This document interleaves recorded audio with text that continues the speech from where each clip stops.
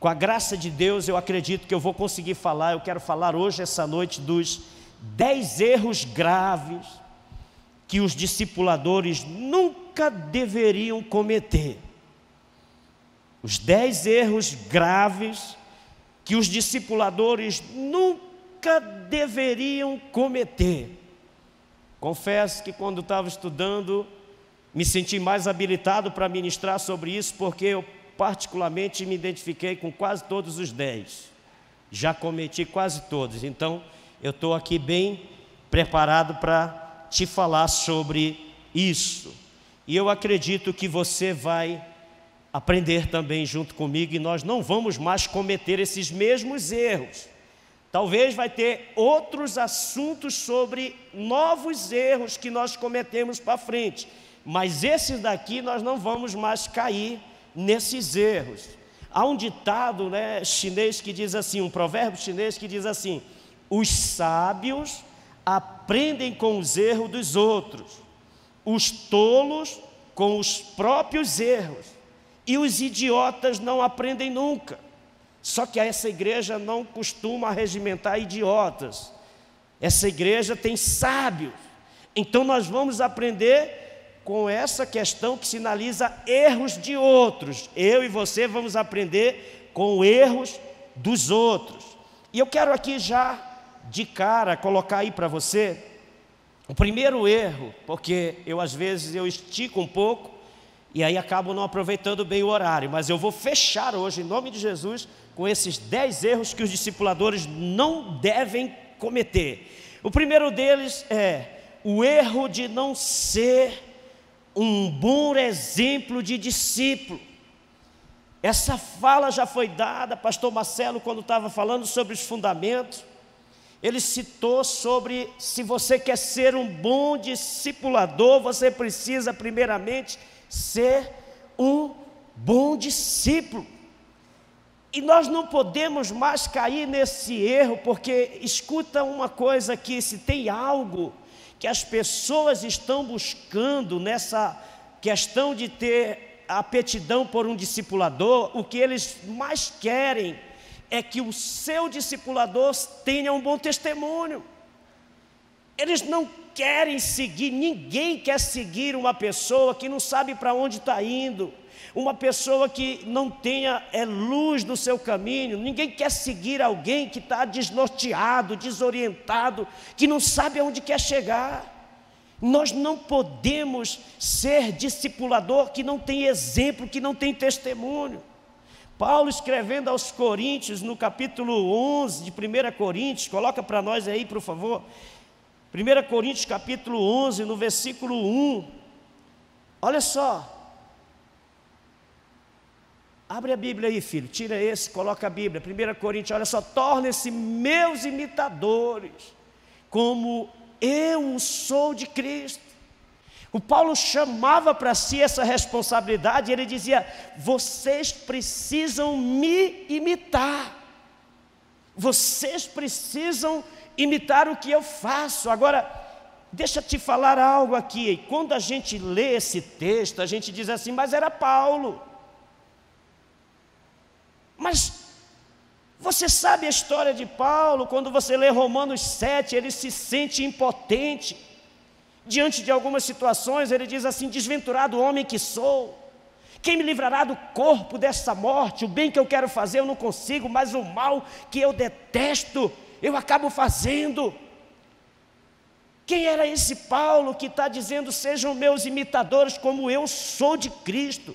O que ele está focando? O que ele está dizendo? Porque algumas vezes as pessoas não querem discipular outros, porque dizem assim: eu ainda não estou pronto.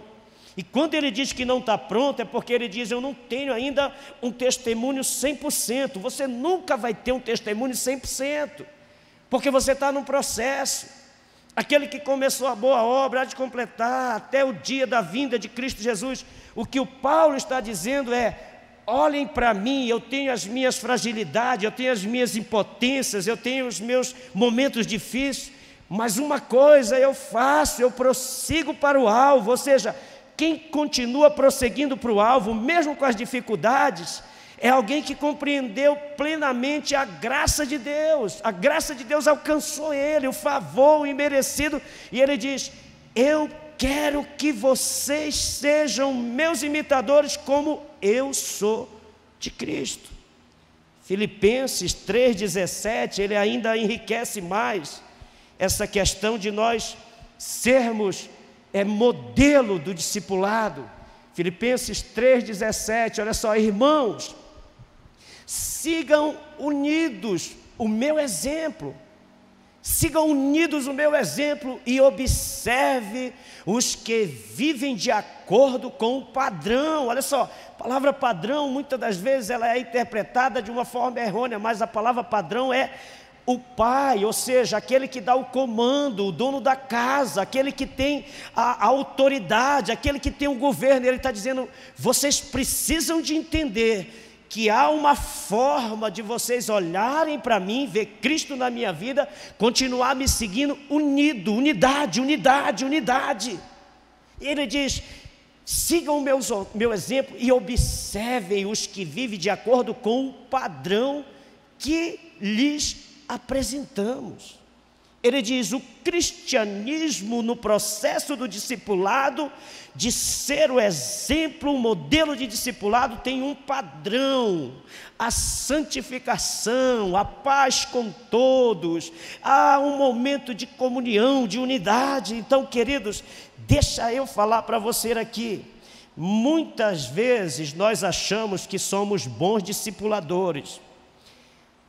Agora, qual é a maneira de nós sabermos se nós estamos sendo mesmo bons discipuladores? Eu faço uma pergunta para você. Você gostaria de ter pelo menos 5 discípulos parecidos com você? Você gostaria de ter 5 discípulos parecidíssimos com você? Ou você diz: Virgem Maria, eu acho que não, porque eu sou chato.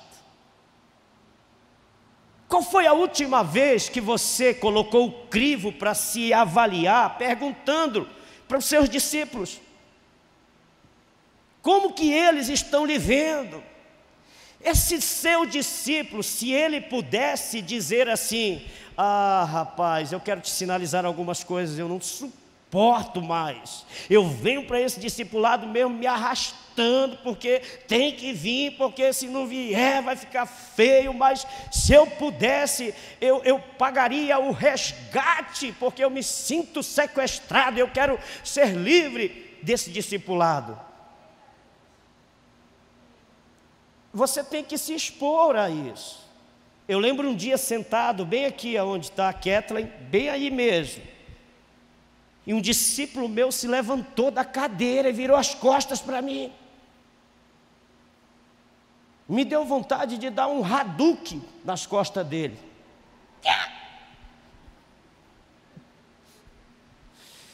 Virou as costas e disse: eu não fico mais nessa reunião. E o pior é que eu estava com um dos meus líderes de área e a esposa dele. Eu fiquei com muita vergonha. Eu disse: Espírito Santo, se o Senhor não trazer ele de volta para cá, eu vou ficar pior ainda. Ele foi até essa porta. Eu não sei se a jumenta que ele estava em cima viu o anjo e parou. E ele voltou. Ele voltou. E eu fiz assim, ó, só em espírito: obrigado, Senhor. E ele sentou e disse: pastor, me perdoe. Eu disse: fala para mim por que você levantou. O que é que você está vendo em mim que eu preciso melhorar? E ele foi falando. Ele disse: o senhor é muito imediatista, o senhor não para ouvir. Quando eu estou concluindo meu pensamento, o senhor já está querendo me dar uma sugestão. Pastor, às vezes que eu venho aqui e começo a chorar, eu venho aqui para desabafar, eu só quero ser ouvido, eu só quero que o senhor me ouça, o senhor não sabe ouvir. Aí agora quem chorou foi eu, porque a minha esposa vive me dizendo isso e eu não aprendo. E quando a esposa fala, meu amigo, não tem como errar, é bilhete da Mega Sena premiado, pode pegar porque ela está certa. E eu tive que reconhecer.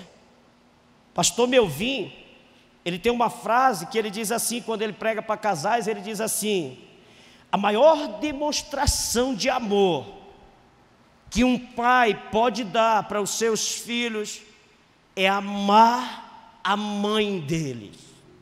A maior demonstração de amor que um pai pode dar para os seus filhos é amar a mãe deles.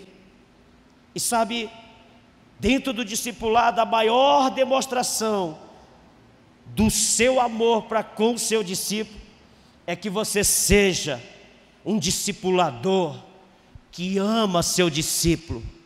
E amar inclui você ouvir ele, deixar ele abrir o coração, dizer o que ele pensa a seu respeito, falar das suas chatices, falar das suas impotências, falar das coisas que ele vê que você não está fazendo que é legal. Nós precisamos de não cair nesse erro, de não sermos mais exemplo para os nossos discípulos. Então, vamos avançando aqui. Primeiro erro, não ser um bom exemplo de discipulador. Segundo erro, gerar dependência mórbida. O que é isso? Que dependência é essa? Eu vou te explicar. O Asmet, nós fomos juntos para o Zumbi ali, e eu lembro quando ele estava transicionando para ir para a Cidade Nova, e ele sabe que as pessoas, é natural as pessoas criarem um apreço, caminhando junto. Eu mesmo fui discípulo dele junto com a minha esposa por anos ali, e a gente gera vínculos muito fortes. Eu já estou com o meu 5º discipulador, que hoje é o pastor Eloy. E como diz o Sabá Liberal, que é também o mesmo número de discipuladores que ele tem, né? Já é o 5º agora, ele está com o Eibe. Ele diz: eu não sou discípulo do Eibe, eu estou sendo discípulo do Eibe. Mas como a visão ela é muito funcional e ela gira muito rápido, isso pode mudar. E ele disse que também já é o 5º, né, discipulador dele. O meu também já é o 5º. Eu poderia dizer, como Jesus disse para aquela mulher: e esse que tu estás agora nem teu é. Porque hora momento pode mudar as coisas. E a gente tem que separar, a gente tem que largar de um discipulador que a gente ama tanto, que a gente criou tanto apreço, que a gente respeita, que o cara ministrava nas nossas vidas. Agora, nós precisamos de entender, não dá para nós criarmos um cordão umbilical de aço. Não, eu não posso deixar, porque, sabe, gera uma dependência que é algo tão terrível que se torna doentio. É bem verdade que tem alguns irmãos que ainda tem aquela coisa de ser um crente almático, que se envolve emocionalmente de uma forma a se entregar, que fica numa dependência. Mas eu vou te falar uma coisa aqui: muitas vezes, na grande maioria, você, discipulador, é responsável por ter gerado essa dependência. Você, em vez de se tornar alguém que dá norte para a vida do cara, orientando ele, modelando o cara para a vida íntima com Deus, para que esse discípulo possa buscar a Deus, fica uma relação em vez de ser o discipulador, se torna o guru. Nós temos sofrido nesse tempo de pandemia com pessoas que desistiram de ser crentes, que não querem mais vir para a igreja, que não querem mais discipulado, que não querem mais célula. Sabe por quê? Porque infelizmente nós discipuladores geramos essa dependência mórbida, aonde tudo era nós que resolvíamos. O cara até para comprar e fazer negócio tinha que ligar: meu discipulador, eu compro ou não compro? Vendo ou não vendo? Vou para esse trabalho ou não vou? Caso com essa ou não caso? Tudo. E nós muitas das vezes, escute, isso aqui é inerente do ser humano, é algo intrínseco da alma dele, do ego dele, que ele tem necessidade de ter um controle, de controlar. Tem pessoas que vão, mesmo que inconsciente, não se percebe que tenho essa coisa de alimentar isso do ego, de ter tudo nas mãos, de achar bom a pessoa ligar, a pessoa está ali na dependência. Querido, deixa eu te falar uma coisa, isso não tem nada a ver com o reino. A maior alegria tem aí bem aí em cima, olha só, a frase que define isso, ele diz: eu considero um fracasso para o discipulador que o seu discípulo não se encaixe com outro discipulador. Quando você gera essa dependência mórbida aqui, ai meu Deus, né? Ai irmã, se você for para essa cidade, a irmã está mudando, a discipuladora está mudando, e aí a irmã está coitada, se descabelando, eu não sei o que será da minha vida, sabe? Às vezes até em discursos de aniversário eu já ouvi. Eu não estou dizendo, invalidando, querendo invalidar a gratidão que o discípulo tem que ter pelo discipulador. O meu primeiro discipulador, irmão Pablo, esse cara para mim foi um pai. Ele sabe coisas ao meu respeito que nem meu pai de criação sabe, nem minha mãe sabe. Mas quando teve que separar, eu já contei essa história, ele disse: você vai ficar agora com o pastor Asmete. Eu digo: eu não vou com a cara desse camarada. Mas nem eu, olha aí. Então bote para cima, meu amigo. Deus me livre, isso tem muita força. Ele me pegou outro dia ali pela cabeça assim, segurou e não sai. Lutador de Kung Fu, meu amigo. Deus me livre. E nunca me fez nada. Mas havia essa dependência mórbida do Pablito, que sabe meus segredos, sabe tudo como eu sou, era quase um Deus, um guru. E ele disse: você precisa, se você quer alegrar meu coração, se você quer trazer consideração, se você acredita no processo do discipulado e que eu não tenha trabalhado em vão, que meu trabalho não tenha sido um fracasso, eu preciso transicionar você para cá. Esse é o melhor resultado de um trabalho de um discipulador, é quando esse discípulo não hesita em ficar com o outro. Eu hesitei, infantil, criança, mas depois que eu me entreguei, meu irmão, aí eu já não queria mais deixar. Porque o trabalho do Senhor é como um bom tesouro. Paulo diz: tira do teu bom tesouro. E o nosso melhor tesouro é essa ferramenta chamada discipulado, desde que a gente não cometa esses erros do discipulado. Meu irmão, se você está sentindo que tem isso, pede perdão para Deus, conversa com a tua discipuladora e diz: eu amo você, mas se for preciso você ir, eu estou pronta para ser transicionada para essa outra pessoa. Eu conversava com o pastor Wendel, eu dizia para ele: cara, eu estou te admirando mais. Por quê? Porque eu não sou pastor ordenado e você já está na BR muito tempo, 17 anos de BR caminhando, já tem igrejas plantadas, edificadas, está desbravando agora 3 comunidades, coisas inéditas você está fazendo, e você não tem dificuldade de aceitar que eu seja seu discipulador, cara. Isso prova que a nossa igreja tem o mapa exato. Gente que quer só ser discipulado se for alguém muito importante. Não. Rasga, tira isso. Tessalonicenses, 1 Tessalonicenses 5,12.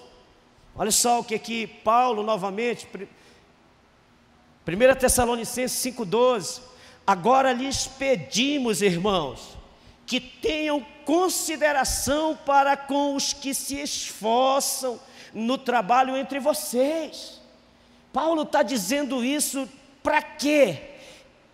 Ele está querendo ter aquela mesma fala que o povo teve lá com Josué. Lembra quando Moisés morreu? Josué estava inseguro, Deus teve que ir lá motivar, animar ele, dizer: Josué, eu não te mandei ser forte, ser corajoso. Josué, ser forte, ser corajoso, tu vai fazer esse povo atravessar o Jordão, vai. E depois o povo entende que o discipulador antigo chamado Moisés havia morrido, não tinha mais, não tem mais que ficar vivendo aquele luto. E eles dizem assim: Josué, assim como nós fomos com Moisés, nós seremos contigo. A maior alegria de um discipulador antigo, quando ele transiciona um outro discípulo para um outro discipulador, é saber que aquele discípulo não está enchendo o saco do outro discipulador, não está dando problema, ele está sendo melhor, ele está sendo melhor. Então, queridos, não gera essa dependência mórbida. Não ache que você tem resposta para tudo para o seu discípulo. Você já viu que tem discípulo que acha que a gente tem resposta para tudo? Esses dias estava ouvindo o Sabá, eu gosto de ouvir ele, foi meu primeiro pastor, um dos primeiros.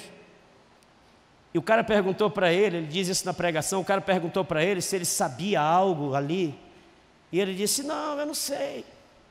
E o cara disse para ele assim, mas você não sabe, você é um pastor antigo, não sabe. Aí ele diz assim, eu não sou obrigado a saber tudo. E tem coisas que você sabe que eu não sei. Aí ele disse assim, você, por exemplo, sabe comer uma cabeça de acari? E o cara disse, não, então eu sei. Sou perito, aprendi no Aritapera quando era criança. Então, cara, deixa eu te falar uma coisa, você que é discipulador, você não é obrigado a saber tudo, a dar resposta para tudo. Não. Sinaliza pelo exemplo, pelo modelo que o teu discípulo precisa de vida íntima com Deus, de intimidade, de busca. A resposta dele está no Senhor. Ele é seu discípulo, mas o padrão é Cristo. Amém? Então bora avançando aí. Terceiro erro, o erro de ter discípulos prediletos. Ah, meu Deus, esse aqui é forte. O erro de ter discípulos prediletos. O queridinho, o amado, né? Muitas das vezes, realmente, a gente parece que vai para esse lado, porque tem pessoas que a gente se identifica mais. Fala se não é. Tem uma lá que tu te identifica mais, e muitas das vezes esse camarada ou essa discípula mora na passagem do teu caminho. E aí você não caia nessa tentação de, eu vou dar uma paradinha, eu vou aqui, não. Às vezes o que ocorre também é que tem um camarada que ele é meio doentinho também. Aí ele diz assim, como eu já ouvi lá atrás, não aqui, graças a Deus, ainda nunca se manifestou aqui de algum discípulo meu dizer, o senhor ama mais o Cleito e a irmã Geralda do que eu e a minha esposa. Pode parecer que na maioria das vezes, o que acontece? Que essa galera gosta de na hora do almoço, no discipulado, do lanche, fazer isso. Tchá! Aí eles postam, olha quem está aqui em casa, pastor Eloy, olha aí. Aí o outro discípulo vê aquele negócio e diz, na minha ele não vem, é só lá. Às vezes o que acontece é que o irmão Cleuto convida mais para ir na casa dele. Como já aconteceu casos, né? O pastor Sabá contando, ele disse que um discípulo chamou ele e disse, pastor, eu tenho uma queixa, o senhor ama mais esses outros discípulos do que a mim, porque o senhor vive lá na casa dele comendo, e aí na minha o senhor não vai. Ele disse, querido, a diferença é que ele me convida mais vezes. Faz um pirarucu à milanesa com arroz, brócolis, e aí tu me chama, eu vou com a mesma blusa, com a mesma calça, a gente bate as fotos. Sabe o que acontece às vezes? Não, aí alguém disse assim, não, mas João, irmão Cláudio, mas isso está na Bíblia, que Jesus tinha o discípulo amado, e era o Joãozinho. Mas Jesus não falou isso não, querido. Quem escreveu o evangelho lá de João foi ele mesmo, ele podia colocar o que ele quisesse. Eu, João, o querido, amado, lindo, cheiroso discípulo de Jesus, mas Jesus nunca disse. Era ele quem ia colocar a cabeça no peito de Jesus, e Jesus ficava lá com ele, e não mandava, João, se manca rapaz, olha os outros, o que os outros vão pensar? Não, é que existem discípulos que fazem por onde ser mais amado, mas você não pode cair na tentação de ter discípulos prediletos. de achar que esse, aquele outro é melhor. Não, de forma alguma. Relacionamentos dentro de discipulado precisam ser saudáveis. Aí, quarto, quantos estão me entendendo? Diga amém. Aleluia. Quantos acreditam que eu vou conseguir fechar os 10 erros? Só alguns, né? Agora que está no quarto, né? Quarto erro, não saber lidar com os pecados e fraquezas dos discípulos. Esse aqui, querido, é algo assim de extrema importância. Eu tenho uma frase que eu quero acreditar que ela é minha. Se você ouvir alguém falando, brigue com ele e diga: essa frase é do irmão Cláudio. Foi ele que inventou. Como se alguém inventasse algo novo, né? Deve ter alguém que já falou isso.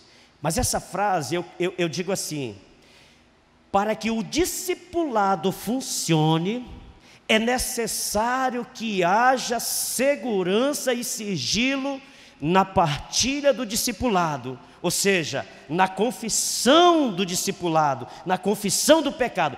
Para que o discipulado funcione, é necessário que haja sigilo e segurança na partilha, na confissão do pecado. Se você não é daquele tipo, querido, que sabe manter o sigilo, que sabe se compadecer, que sabe ter empatia para com alguém que chega até você para confessar pecado, querido, você não quer imaginar. Imagina alguém chegando para você naquele dia. Eu sei que a gente cria muita expectativa com as pessoas que nós estamos treinando, os nossos discípulos. Você não treina discípulo para ele simplesmente ser bonito, ficar legal, não. Você treina discípulo porque você está pensando em multiplicar célula, não é verdade? Quantos aqui já não treinaram mulheres, homens, e aí o cara já estava pronto, você estava sonhando, já tinha todo o material para a próxima multiplicação, já tinha o banner, já tinha a faixa, já tinha a data, já tinha a festa, e naquele dia o cara chegou com você e disse assim: eu preciso te falar algo. Chegou chorando: eu preciso te falar algo. Sabe o que é? Eu estou vivendo já há mais de 2 meses com problema de pornografia, eu não consigo vencer, cara, me perdoe, eu não posso assumir a multiplicação de célula, cara. Eu estou ao ponto de deixar minha esposa, meu casamento não está legal, eu quero ir embora, eu queria, sabe o que eu quero mesmo? É fugir. Tem um livro chamado Perigosa Vocação. Se puder, ler esse livro. É a história de um pastor que ele é um conselheiro de pastores, ele sabe ouvir pastores. O pastor Sabá estava falando que antes deles irem para São Paulo, eles foram para uma igreja, talvez o Asmete conheça. É uma igreja que só lida com problema de pastores, de líderes. Eles dizem: aqui nós não temos problema com o problema das pessoas, nós temos problema quando eles não querem ser ajudados em seus problemas. E esse livro conta que um pastor marcou uma reunião, esse cara que é escritor do livro, pregou nessa igreja e houve ali um quebrantamento, uma convicção de pecado muito forte. E ele diz que foi chamado para uma reunião num determinado horário, e aí o pastor titular não era de atrasar, mas naquele dia ele atrasou. E eles ficaram preocupados. Daqui a pouco o pastor chega naquela reunião e ele diz assim: olha, tudo que eu quero é não ter que participar de mais uma reunião, inclusive essa aqui. Eu não estou vivendo pecado de adultério, eu não estou cometendo pecado grosseiro, mas eu estou saturado. Eu estou ao ponto de explodir, porque eu não aguento mais ouvir chorumela de ovelha, eu não aguento mais ouvir problema de ovelha, eu não aguento mais queixa de outros, eu não estou mais conseguindo administrar a minha vida familiar, meus filhos estão com dificuldade. Eu quero assumir a vontade que eu tenho de pegar as minhas coisas e ir embora. Talvez tenha alguém aqui que esteja passando por isso. E sabe o que acontece? Ele chegou com a pessoa certa, esse pastor ouviu ele e deixou ele externar e colocou tudo. Nós precisamos de não ser aquele discipulador que quando alguém chega, e sabe o que acontece? Quando o cara conta um negócio dele, você diz assim: pelo amor de Deus, eu jamais esperava isto de você.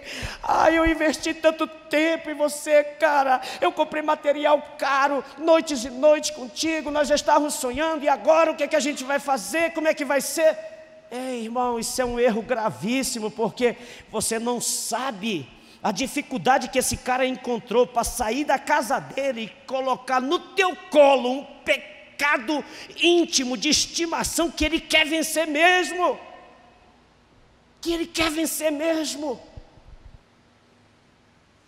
Teve um dia que esse cara me pegou lá no paraíso, eu não aguentei mais. Eu digo: meu irmão, eu vou colocar no teu colo aqui, meu irmão, eu vou abrir as minhas feridas, porque eu estou cansado de lamber ferida, eu estou cansado de autopiedade, eu estou cansado de me fazer de vítima, de coitadinho. Cara, eu não presto, eu estou com esse problema, a minha dificuldade é essa, é isso. Ele só ouviu e depois orou.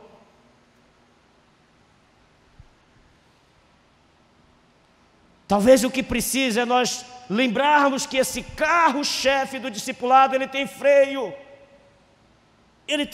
de mão. Ele pode parar por um momento para você ser companheiro, ser amigo, ter empatia, ter compaixão, porque era isso que fazia Jesus. Você quer o segredo, o combustível de Jesus dentro do processo de discipulado? Era empatia e compaixão, e Jesus olhando a multidão como quem se compadece, como ovelha que não tem pastor. Está faltando pastores com nível de discipulado que saiba ouvir, que saiba se colocar no lugar e dizer: cara, vem cá, dá um abraço aqui, nós estamos juntos. O pastor Eibe diz que sempre que alguém tem a coragem de abrir o coração e colocar um pecado grosseiro, ele diz: cara, eu já te admirava muito, mas agora eu passo a te admirar ainda mais. E nunca colocar o cara para baixo. Erro de não saber lidar com os pecados e as fraquezas. Coloca para nós Gálatas 6:1.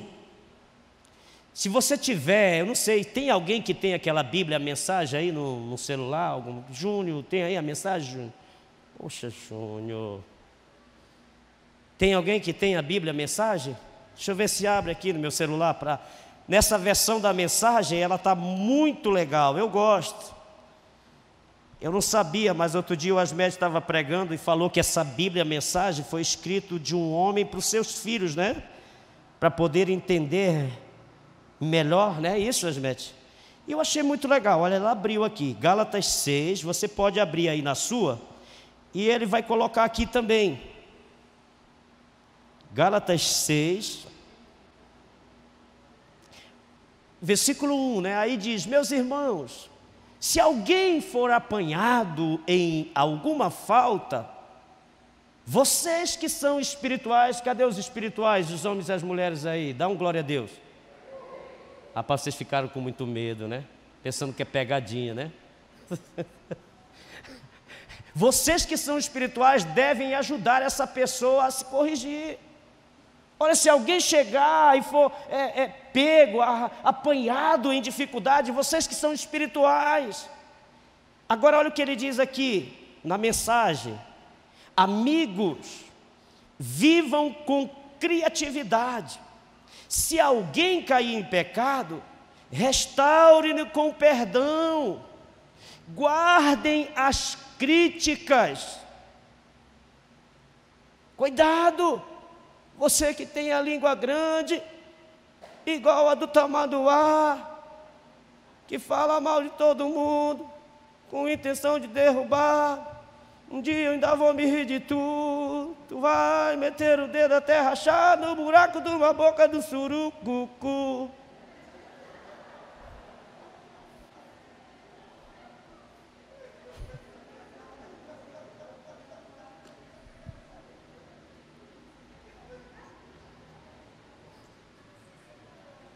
Me segurei, pastora. Pai, me perdoa. Pastor Eloy, me perdoe. Por isso que eu disse que eu estava discipulado pelo pastor Eloy, que depois dessa ele não vai mais querer que eu seja o discípulo dele. Amigos, vivam com criatividade. Se alguém cair em pecado, restaure-no com perdão. Olha, não tem outro jeito de restaurar aquele que vem confessar pecado para você, se não for pelo perdão. Com a perda grande, como diz a Lourdes. E aí, olha só, guardem as críticas. Vocês podem precisar de perdão antes que o dia termine. Ah, meu irmão, isso aqui é muito sério. Guardem as críticas. Vocês podem precisar de perdão antes que o dia termine, antes de findar esse dia. Querido, deixa eu te falar uma coisa aqui. Foi o próprio Paulo também que escreve em 1 Coríntios 10, 12. Ele diz assim: aquele que está em pé, cuide para que não caia. Você está em pé? Quantos aqui estão em pé? Levanta a mão aí. Só os que estão de pé. Quem está caído nós vamos carregar, mas quem está em pé, cuide, tenha cuidado. Paulo diz para esse jovem Timóteo, dizendo: cuida de ti, tenha cuidado de ti, cuida bem de ti, cuida da tua vida, cuida de você. Querido, nós precisamos de entender, sabe quando é que nós vamos nos colocar no nível de compaixão e não vamos cair no erro, desse quarto erro aqui, de não saber lidar com pecados e fraquezas confessados? Sabe quando?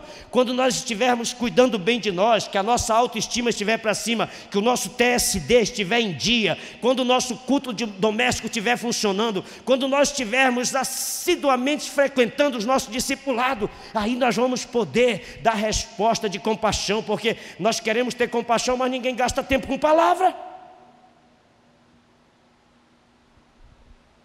É sério.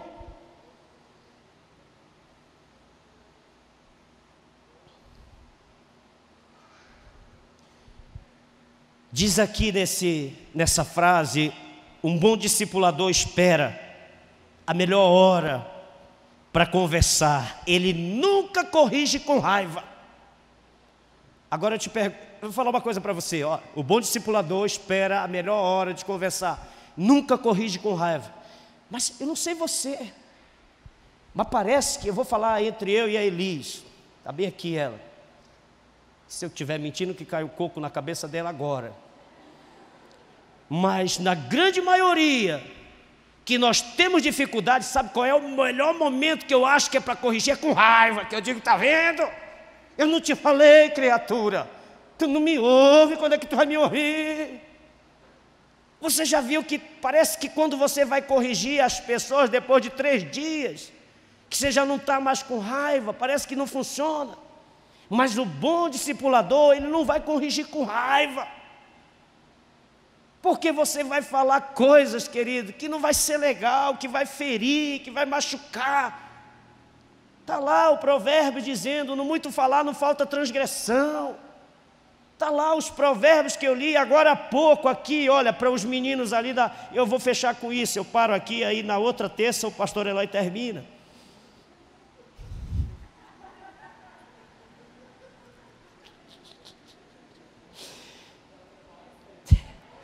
Que eu já estou vendo estrela de tanto pregar, mano. Eu estou igual o pastor Roberto trocando as personagens, né? A Lia, a Rebeca, a Raquel. Provérbios, vai comigo aí para Provérbios. Provérbios 16, 32. Põe aí para nós, olha só. É melhor ter paciência. Salmista, o homem, o rei mais sábio, diz: é melhor ter paciência do que ser um herói de guerra. Olha aqui, rapaz. Rapaz, ele está dizendo: é melhor ter paciência do que ser um herói de guerra. Querido, sabe o que está acontecendo? Deixa eu te falar uma coisa aqui. Hoje tudo é sucesso. Sucesso, sucesso, sucesso, sucesso, sucesso. Tem que ter sucesso, tem que ter sucesso. Tem que mostrar produção, tem que mostrar produção, tem que mostrar crescimento, tem que mostrar aquilo. Aí no meio desse processo, sabe o que acontece? Você está um estressado, um impaciente, um imediatista, um que vive buscando saída rápida e fácil. Daqui a pouco você está igual um louco. E o Salomão está dizendo: é melhor ter paciência do que ser um herói de guerra. Sabe, querido, deixa eu falar uma coisa para você. Os melhores despojos de uma guerra não são aqueles que estão ali sendo vistos como as riquezas, as pedras preciosas, os melhores despojos de uma guerra, principalmente dentro do nível de discipulado, sabe o que é? É a sua prudência, é a sua moderação, são os frutos do Espírito Santo. Paulo disse assim, ó: seja a vossa moderação conhecida de todos os homens, perto está o Senhor. O Senhor está bem perto de você, só observando e dizendo: eu não quero que você seja um herói de guerra, eu quero que a sua moderação, o seu temperamento, os frutos do Espírito sobressaia, porque, querido, escuta isso, as pessoas estão buscando heróis, mas elas não querem heróis de bravuras como se pensam que é. Sabe, tem um vídeo na internet de um cara que passa e junta uma planta. Caiu o vaso, todo mundo passava, o cara passou, juntou a planta. Não sei quantos milhões de visualização.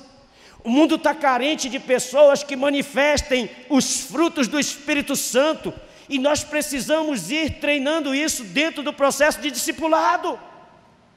É melhor ter paciência do que ser herói de guerra. O que domina seu espírito é melhor do que o que conquista uma cidade. Aí você, agora do Vera mesmo, para fechar, Provérbios 25, 28, eu paro aqui, e na outra terça você vem e traz mais um convidado, e aí fica tudo legal. Provérbios 25, 28, você já vai ficando de pé para a gente orar, e como diz o Luciano Subirá, para parecer que já vai terminar mesmo, mas ainda tem sua reunião de setor, viu? Saia daqui não. Se você é líder de célula, você precisa pegar essas informações. Tem alguns avisos a serem dados, tá? Que foi passado. Nossa vigília já está aí na porta, dia 28 de setembro a 2 de outubro. Dia 28 começa o jejum, nós vamos dar o start aqui, a Igreja Central, e aí depois JT, Cidade de Deus, cada um vai tirar um dia para jejuar, você fica à vontade para seguir seu roteiro de jejum, e aí dia 2 nós vamos para o paraíso, para a noite de glória, lá no paraíso, todo mundo orando e o negócio acontecendo para a glória de Deus. Provérbios 25, 28, foi isso que eu disse? Tá bem, então, acharam? Perdão, 25, 28. Como cidade derrubada, que não tem muralhas, assim é aquele que não tem domínio próprio. Como cidade derrubada, que não tem muralhas, assim é aquele que não tem domínio próprio. Não adianta ter uma cidade, querer ser um homem de Deus, uma mulher de Deus, se não há uma proteção. A proteção é um discipulado que sabe ouvir confissão de pecado. Quando você começa a aprender a isso, você vai edificando as portas dessa cidade.